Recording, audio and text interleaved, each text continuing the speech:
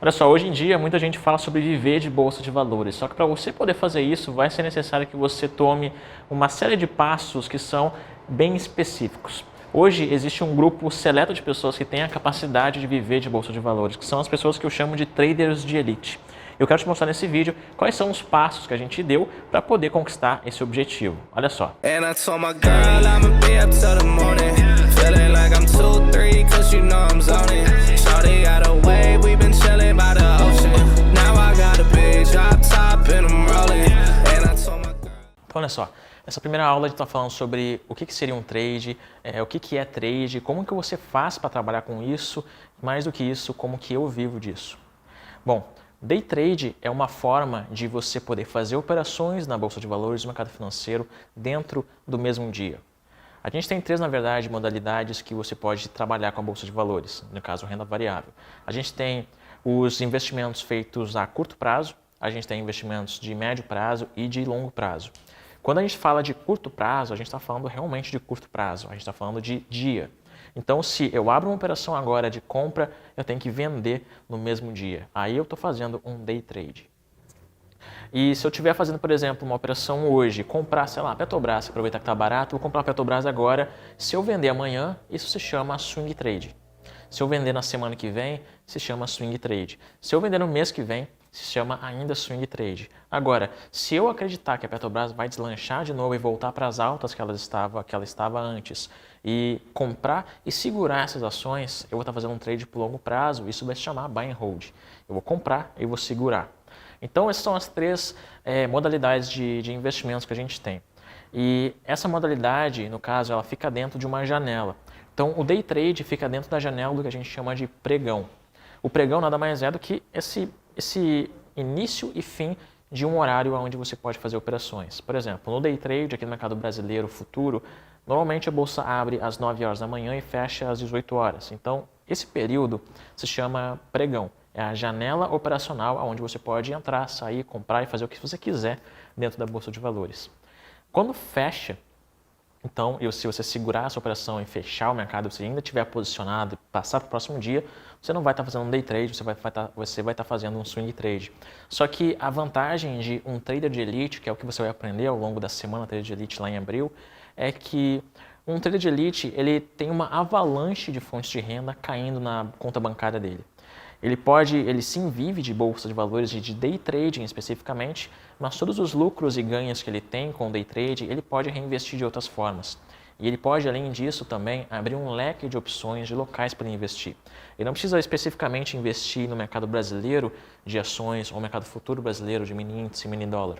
Ele pode investir, por exemplo, no mercado americano, que é a coisa que eu faço e que muitos traders de elite fazem. Ele pode investir no mercado Forex, ele pode investir em mercado das criptomoedas. Ele pode investir, inclusive, de uma forma mais sábia com os próprios produtos que os bancos oferecem, como caso fundos imobiliários, tesouro e todos os tipos de investimentos e produtos que os grandes bancos oferecem para você. Então, o trader de elite, ele sabe trabalhar com o financeiro dele em diversas vertentes, diversas áreas, mas sempre lembrando que o day trade é a nossa principal fonte de renda. E trabalhando então com bolsa de valores, eu comecei em 2011, quando eu vim para o Rio de Janeiro, porque, na verdade, quando eu vim para o Rio de Janeiro, foi por conta da minha mãe, que ela sempre teve o sonho de ser atriz, e a gente é gaúcho de Porto Alegre. E no Rio Grande do Sul a gente nunca teve muita... Na verdade, no Rio Grande do Sul não tem muito mercado para o mercado de atuação, o mercado de televisão, né? O real nicho e centro dessa área, desse mercado, fica no Rio de Janeiro, por conta da Globo, da Record, que tudo isso aqui está no Rio. Então a gente decidiu vir para o Rio de Janeiro para tentar a vida de atriz, ela principalmente. E viemos eu, meu pai e minha mãe. E a gente vendeu tudo que a gente tinha lá no Rio Grande do Sul, em Porto Alegre, vendemos a nossa casa, vendemos praticamente todos os móveis. A gente veio simplesmente com o dinheiro da venda da casa e a gente mandou o carro vir para cá também com transportadora. Levou muitos dias até chegar o carro aqui no Rio de Janeiro. E aí, então, a gente veio basicamente com o dinheiro contado. Era o dinheiro que a gente tinha para vender da venda da casa, estava no banco, né? E era um dinheiro contado. Inclusive, a gente fazia essas contas, né? A gente tinha basicamente 3 anos para viver aqui no Rio. Se tudo desse errado, a gente não conseguisse emprego e vivesse somente do dinheiro da venda da casa. Eram 3 anos de vida que a gente teria, no caso, para sobreviver, e depois disso a gente ia ter que dar uma correria para poder ganhar dinheiro. E então, quando a gente veio para cá, eu logo entrei na faculdade também, com 17 anos eu entrei para a faculdade, só que eu era ProUni, né? Não tinha renda para poder, meus pais não tinham renda para poder me botar na faculdade particular, então eu fui para a faculdade através do ProUni.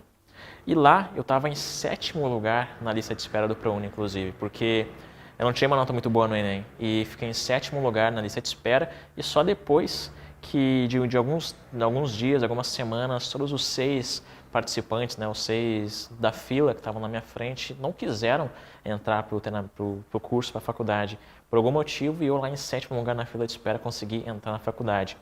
E em meio a toda essa transição, saindo de um estado, indo para outro estado, passando por um pouco de dificuldade financeira, porque afinal de contas a gente não conhecia ninguém no Rio de Janeiro, a gente teve que se aventurar aqui para tentar construir alguma coisa. No meio disso, eu comecei então a pesquisar formas de ganhar dinheiro e eu encontrei literalmente na internet a Bolsa de Valores, procurando por formas de ganhar dinheiro sem sair de casa. E eu encontrei a Bolsa de Valores e especificamente o mercado norte-americano. Porque não sei se você sabe, mas o mercado americano tem um tipo de mercado lá chamado mercado das penny stocks.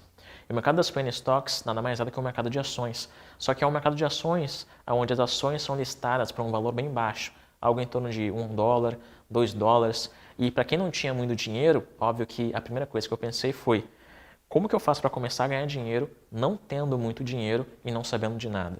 Então eu comecei a investir no mercado de ações norte-americano, porque a única coisa que você precisa para investir lá, na verdade, é ter uma conta em corretora, é você ter uma plataforma e você saber onde entrar e onde você sair. Só que o problema é que quando eu estava lá eu não sabia nada disso, eu só tinha conta na corretora e alguns dólares para poder enviar para lá. E esse mercado de penny stocks, ele é engraçado porque ele existe até hoje, porque ele é um mercado que tem muita volatilidade. Por quê? Porque essas ações que são listadas a nível de penny stock, consideradas como penny stocks, elas são listadas abaixo de $5. Então tem ações que custam 50 centavos, ações que custam R$1, $1, ações que custam 1,50, R$2, $3. Então, por conta de serem empresas, né, que têm um baixo market cap é a valorização da empresa no mercado financeiro, elas acabam tendo muita volatilidade. Então, todo dia a gente tem no mercado das penny stocks ações que sobem 50%, 80%, 100%, 1000% em apenas a questão de poucos dias. Então, vendo tudo isso, qual foi a primeira coisa que eu pensei? Que eu ia ganhar dinheiro muito rápido, que eu ia enviar um pouquinho de dinheiro e ia fazer esse dinheiro escalar, crescer o mais rápido possível. Só que o problema que eu tinha é que eu não sabia absolutamente nada de bolsa de valores. E, consequentemente, não sabendo nada de mercado financeiro, eu mandei o dinheiro para lá e acabei quebrando a cara. A sorte é que naquela época, né, 9 anos atrás, o dólar estava bem baixo, não estava como é o caso hoje, quase R$5, né? O dólar quase que virou o euro. Naquela época era aquela conta que a gente fazia, $1 vale R$2. E aí então era fácil de poder pegar um pouquinho de dinheiro e enviar para lá. Quando eu quebrei no mercado financeiro, eu tive obviamente que procurar emprego na rua, né? E eu comecei a enviar meu currículo para tudo quanto é lugar e eu consegui uma vaga de vendedor de chocolate numa loja de shopping de chocolate, bem famosa, inclusive, você deve conhecer, a Copenhague. E aí na Copenhague eu durei 17 dias lá, porque em 17 dias eu acabei sendo demitido.